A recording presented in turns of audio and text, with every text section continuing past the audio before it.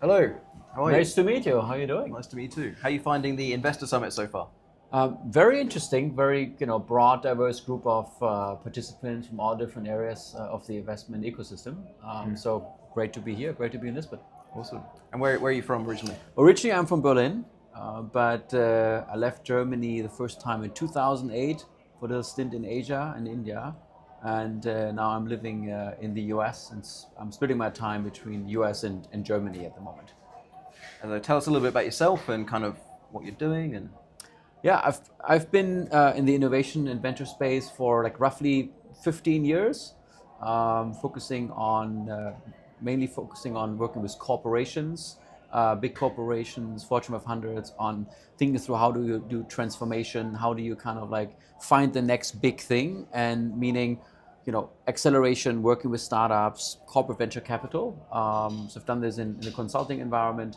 And then most recently, I've worked for a Fortune 500 company and built and led their corporate venture and innovation activities.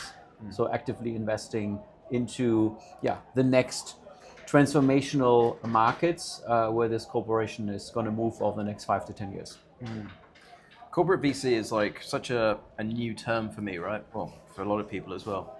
And it's kind of confusing because you think VC is all about taking risks and being, adventurous, and then corporate is all about being boring and stable, right? It must be quite frustrating to meet those things in the middle, right? Yeah, I mean, we had this great panel at the roundtable today.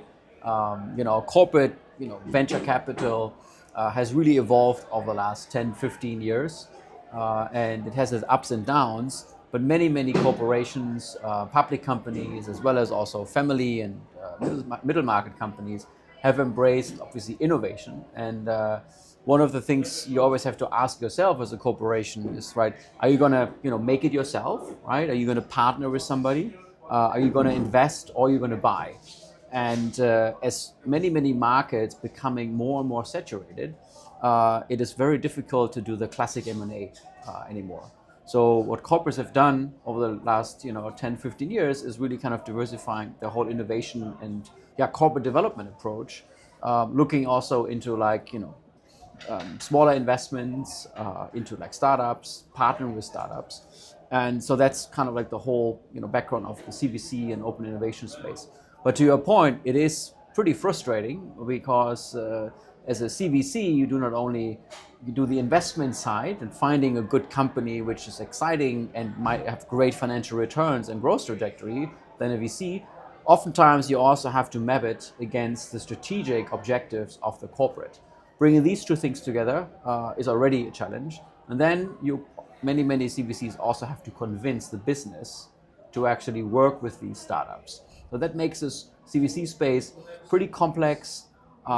Sometimes takes a long time to make decisions, and many people, get frustrated. But if done right, I think, and I guess I would speak for a lot of my colleagues in this space, if you do it right, you have amazing returns and amazing opportunity to really create win-win solutions for both the startup and the corporate.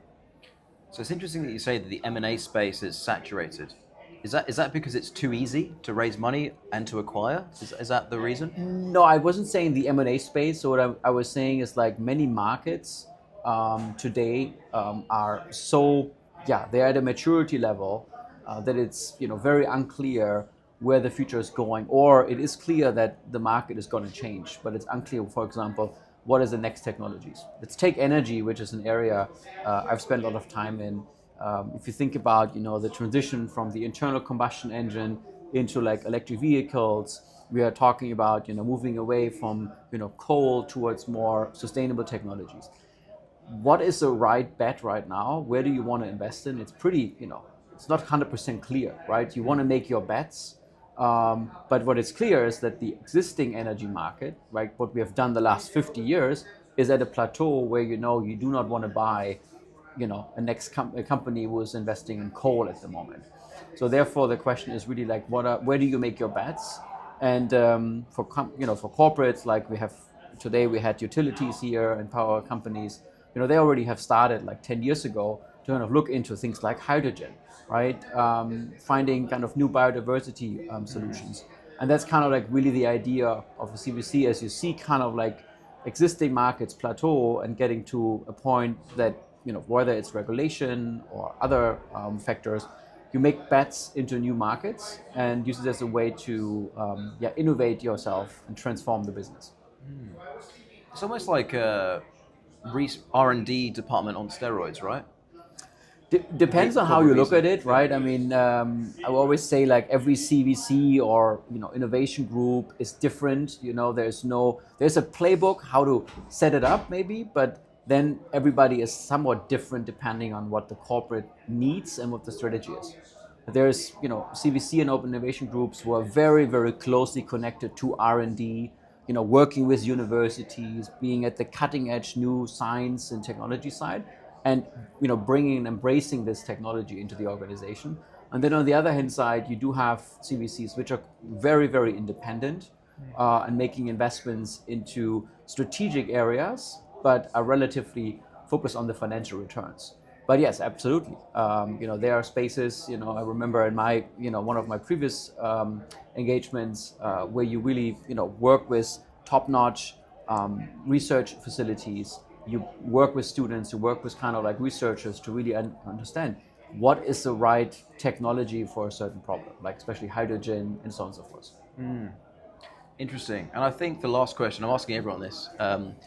So we had crypto, we had AI. What's going to be the next crazy big thing, do you think? Well, I think AI is obviously a buzzword. Everybody, feel like every pitch you see, every conversation you have, if you don't talk about AI, it's not happening. I think you talked about crypto. I do think there is going to be more application for blockchain. I do think that is something which is more and more embraced because it is actually a pretty good technology to put certain transactions on a blockchain protocol. I do think we will see more there. And when it comes to like the big next thing, I do think around quantum computing is going to be it's nothing new, but I think there is going to be a lot of advances coming, especially as we need more GPU and CPU power, a lot of new solutions to think through what we're going to do with humanity as AI is potentially replacing a lot of jobs and labor. So I do think quantum computing is a big topic for the future. Are you scared of AI? No, absolutely not. I'm really excited about AI. I'm spending a lot of time right now focusing on investing in technologies which are enhancing the lives of people with limitations, older people, people with mental diseases and people with disabilities.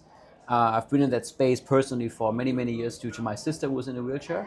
And seeing what technologies are coming out right now, where AI is one of the key drivers to create new value pools, is amazing. I think there's a great opportunity to kind of like really use technology to give life back to people who may have limitations. I think we can learn a lot from it. So I'm very bullish on AI if done ethically and if it's good AI. I'm not afraid of it. Awesome. Well, thanks so much for your time. Thank you so much. Really appreciate it. Yeah, thank you. And enjoy the rest of the summit. Thank you. You as well.